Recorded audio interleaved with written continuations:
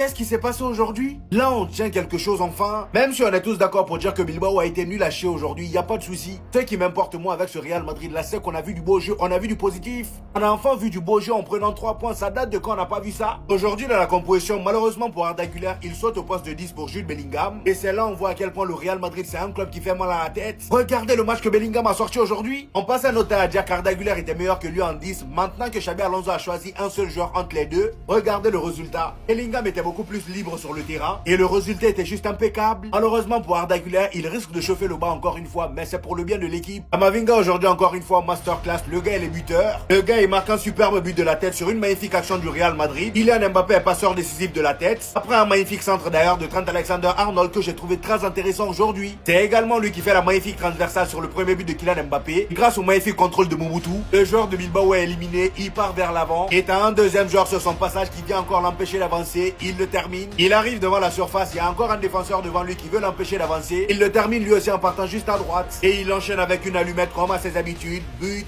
Et le plus terrible c'est son deuxième but. Regardez d'où il lâche son pétard. Encore niveau célébration, plus jamais tu me fais ça. Je sais pas ce qui vous a pris à l'entraînement pour reproduire ça, mais en tout cas plus jamais. Et mieux vous gardez ça pour les entraînements. Et en ce qui concerne Kylian Mbappé les amis, là il est en train de forcer le respect. Qu'on l'aime ou qu'on l'aime pas, cette saison là les amis, il nous porte sur le dos. On aura beau dire que c'est lui le problème du Real Madrid, mais pour l'instant c'est lui qui marque. Même si oui les buts ne font pas tout, mais il est déjà là, faisons avec. C'est au coach de trouver des tactiques pour que tout le monde marche ensemble. Déjà avec Vinicius ça commence à très bien fonctionner. Et les tensions semblent même apaiser entre lui et Xabi Alonso. Vinicius qui aujourd'hui dans le jeu a été très bon, mais dans la finition il a été merdique. Et pour moi clairement c'est la photo de la soirée.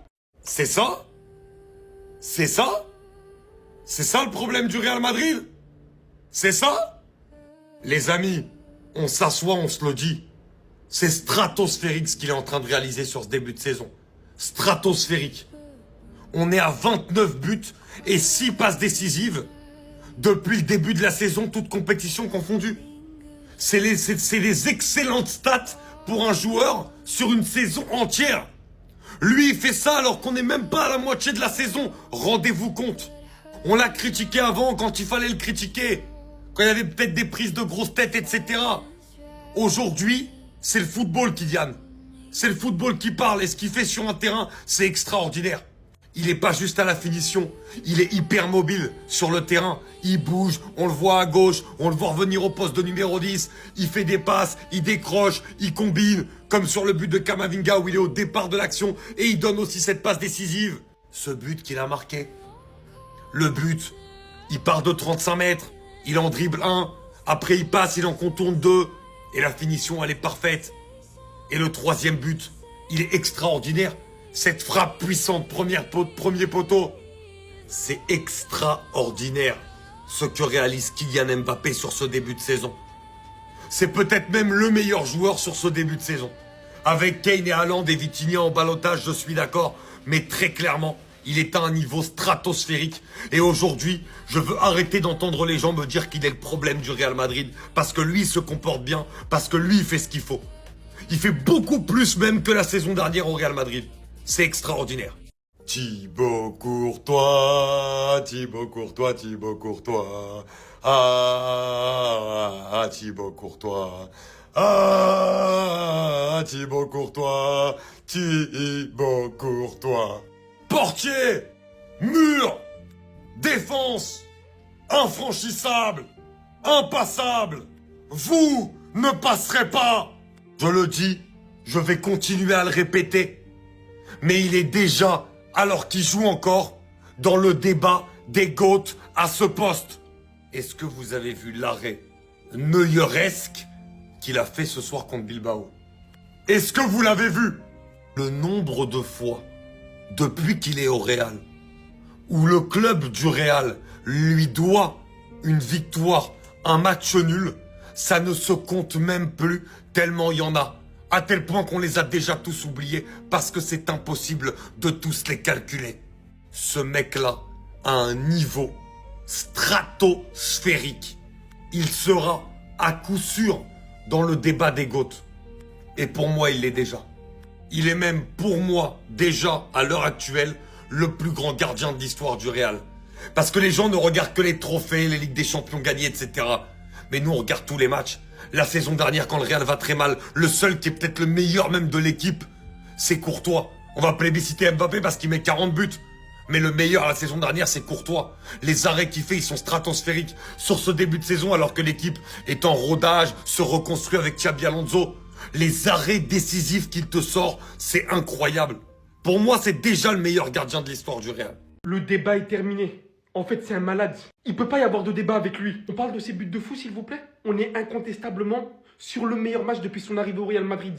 On parle de quel débat avec un mec qui envoie des buts de là? Le ballon nous traverse littéralement pratiquement tout le terrain. Et ça, c'est que son dernier but, en continuité de la passe incroyable qu'il reçoit de Trent, ou d'une facilité il se défait de son adversaire. L'une de ses spéciales, quand il vient décaler comme ça devant la surface, et il vient tout mettre sur ce tir pour montrer le chemin défilé à son équipe. Les 2 buts qu'il a plantés, sachant que le Real Madrid devait rebondir aujourd'hui et montrer qu'on n'est pas cuit cette saison. Je parle même pas du fait, du point d'appui qu'il a servi à Camavinga pour pouvoir planter ce but devant les cages. Cette saison, il n'y a pas photo. C'est actuellement le meilleur joueur du monde. 24 matchs, 30 buts, 6 passes D. Le premier joueur, 5 compétitions confondues, à avoir inscrit 25 buts en club le plus rapidement possible cette saison. Dites-vous là?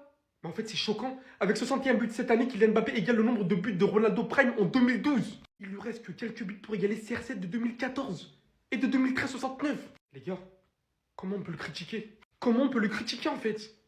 Mais ce qu'il est en train de faire, c'est un truc de fou. Imaginez, en continuité, il nous propose ce genre de contenu en Ligue des Champions et en championnat dans les phases importantes qui vont venir là.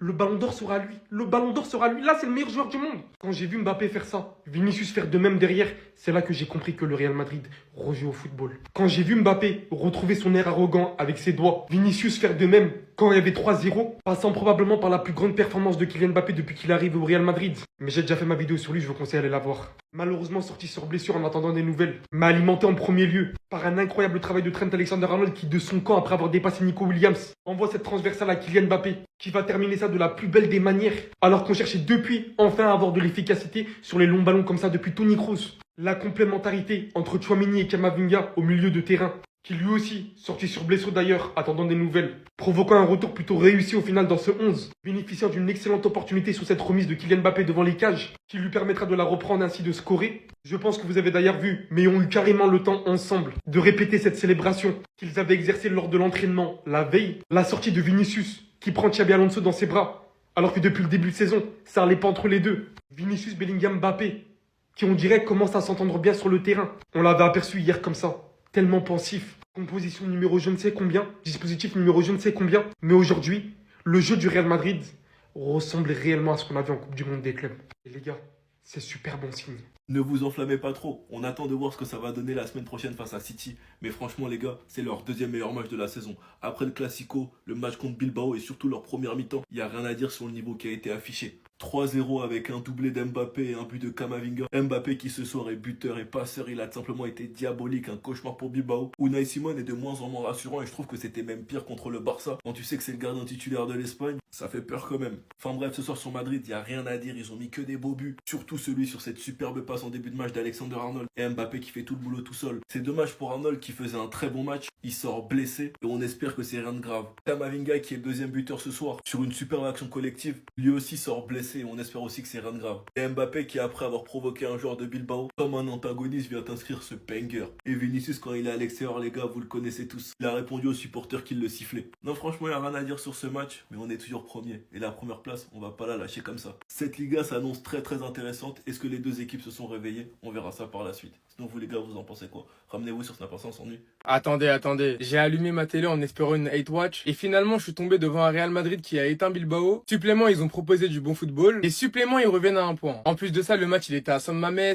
Avant le match, Nico Williams avait présenté son trophée de joueur du mois. Je m'attendais à une bonne prestation de sa part. Mais à la 7e minute de jeu, j'ai compris. On a un Mbappé qui est parti en rush et qui a éliminé 2-3 joueurs. Et derrière, il va envoyer une frappe tellement puissante que Unai Simon, il a rien pu faire. En première mi-temps, on a vu un Real Madrid qui a joué au football et qui a dominé. Et pour le coup, ça faisait vraiment longtemps que j'avais pas vu le Real Madrid jouer comme ça. Bilbao aurait même pu égaliser pour le 1-1, mais comme à son habitude, on a un Courtois qui sort un arrêt juste magnifique. Et malheureusement pour Bilbao, l'action précédente, ils l'ont payé cher. Vu qu'à la 42e, sur une phase de jeu juste magnifique, on a un Kylian Mbappé qui était sur tous les bons coups, qui a décalé à Vinicius, qui l'a redécalé à Bellingham, qui a ensuite écarté sur le côté pour Alexander Arnold avec un Valverde qui la laisse passer entre les jambes. Et derrière, on a Alexander Arnold qui va adresser un centre juste magnifique pour Kylian Mbappé, qui va la remettre de la tête à Camavinga, qui ensuite avait juste à finir. Et en deuxième mi-temps, pour clôturer le coup, Mbappé s'est même offert un doublé. De l'extérieur de la surface, il a envoyé une frappe puissante et encore une fois, Unai Simon, il a rien fait. La victoire du Real Madrid aujourd'hui, elle est totalement méritée. Pour le coup, il y a vraiment rien à dire. Et concernant Bilbao et Nico Williams, vous êtes vraiment éclatés au sol. Moi j'en ai marre de lui, j'en ai marre. Regardez. Ça, c'est son premier but. Hein. Je vais vous montrer le deuxième. Je commence à en avoir marre de lui. Premier but, contrôle. Il va laisser le défenseur sur place. Vinicius, il part à gauche. Il va provoquer le défenseur crochet. Boum. Non, les gars, il est inarrêtable. Inarrêtable. Vous le voyez à son regard. Hein. Cette année, il a pris une confiance. T'as peur. Même pendant les célébrations, tu vois que le mec, il est déterminé. Heureusement qu'il joue pas dans une équipe du Real à son prime. Parce que là, il prend 4 ballons d'or d'affilée. Hein. Heureusement que le Real, collectivement... parce qu'individuellement, tu peux rien lui reprocher. Hein. Il s'entend super bien avec ses coéquipiers. On est qu'au mois de décembre et le mois vient de commencer. Il est déjà à 30 buts cette saison. Si je dis pas de bêtises, sur l'année 2025, il a marqué 63 buts. Son record, si je me trompe pas. Il a marqué contre toutes les équipes en Liga. Il n'y a pas une équipe contre qui il n'a pas marqué. À la Coupe du Monde qui arrive en 2026, non, tu sens que c'est son année. Hein. Tu sens que c'est son année. Il est déterminé à conquérir l'Europe, gagner son ballon d'or, à marquer les esprits, à faire gagner la Coupe du Monde à la France. Bref, il veut tout prendre cette année en fait. Parce que là, franchement, hein, qu'on se dise la vérité les gars, hein, le dernier joueur qui faisait ça en attaque, parce qu'il y a Federico Valverde aussi qui marquait beaucoup de loin, et Modric et Kroos, mais le dernier en attaque qui faisait ça, c'était CR7. Hein. CR7, il mettait des bombassos d'ici. Mbappé le fait aussi. Ça fait mal de dire ça les gars, mais ce gars il est trop fort. Dans la finition, je crois que c'est le numéro 1 en ce moment. Je pense que même Harry Kane là, Haaland, dans la finition, je dis bien. Mbappé, les gars, c'est tellement frustrant. Oh, je vous dis que c'est tellement frustrant. D'ailleurs, les fans de Cristiano là, vous voyez que votre joueur n'était pas si unique. Parce que Mbappé vient de battre un de ses records là. Il fait tout ce que votre Cristiano l'a faisait. Mbappé, il est capable de faire tout. Il ne pourra jamais égaler Messi, frère. Mais là, en ce moment-là, Bilbao. Mbappé de loin, de près. Je comprends. Le gardien, mais, frère, tu es obligé de dire que ce mec-là, il est dans la finition, il est injouable. Il est injouable. Dans la finition, il est injouable. Dans la finition, il est injouable. J'ai dit, il est injouable.